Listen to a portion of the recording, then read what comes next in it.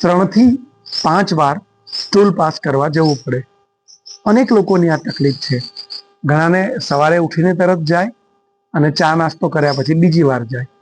કેટલાક લોકો એવા છે કે જેટલી વાર શરીરની અંદર ખાવાનું જાય એટલી વાર ખાધા પછી અમને જવું પડે. અને ઘણા બધા લોકોને અંદર ચા કોફી કે ગરમ વસ્તુ જાય એના પછી જવું પડે. ટૂંકમાં 3 થી 5 વાર જવું પડે એ હકીકત છે. આવું થાય છે કેમ? જે ખોરાક છે એ બરોબર ન પચે એને આપણે અપચાને અંગ્રેજીમાં કહીએ છીએ ઇનડાઇજેશન. ખોરાક બરોબર પચે તો લીવર અને પેન્ક્રિયાસનો એ પાચનમાં ખૂબ મોટો રોલ છે.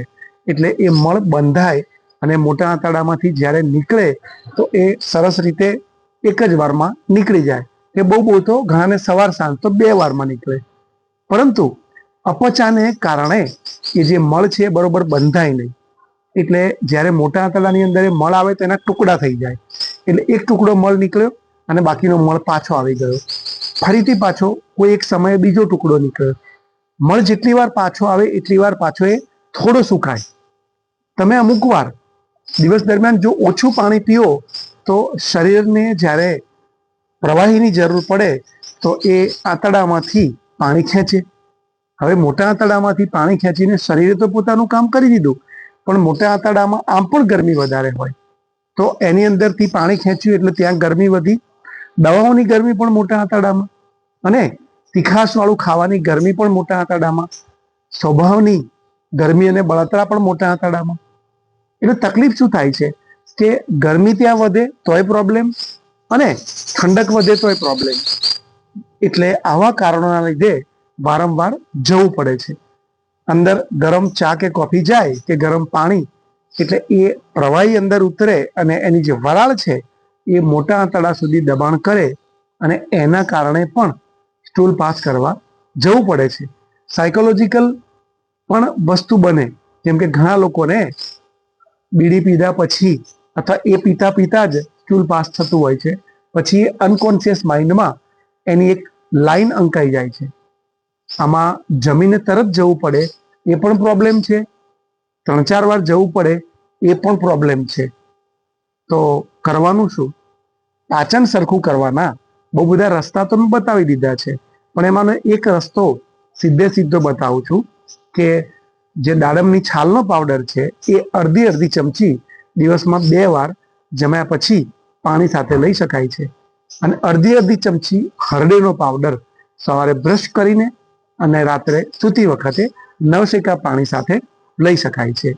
એટલે એક મળને બાંધવાનું અને પાચનમાં મદદ કરવાનું કામ કરશે દાડમ, અને હરડે પણ પાચનમાં મદદ કરવાનું અને બહાર સ્ટૂલને કાઢવામાં મદદરૂપ થશે.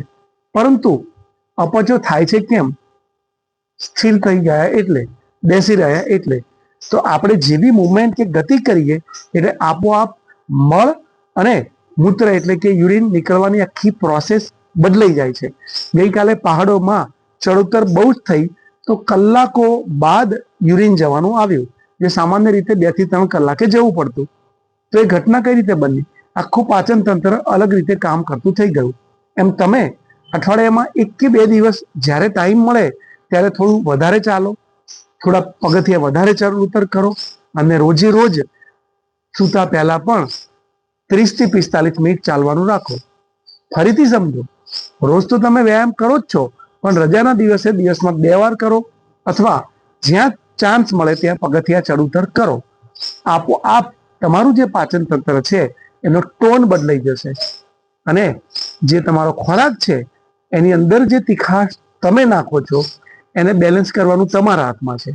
તમે જે અગ્નિકણિકાઓ છે એટલે લીલા મરચા કે એકદમ લાલ મરચાનું જે કંઈક બને ચટણી લસણની એ બધું નાખો છો એ બદલો.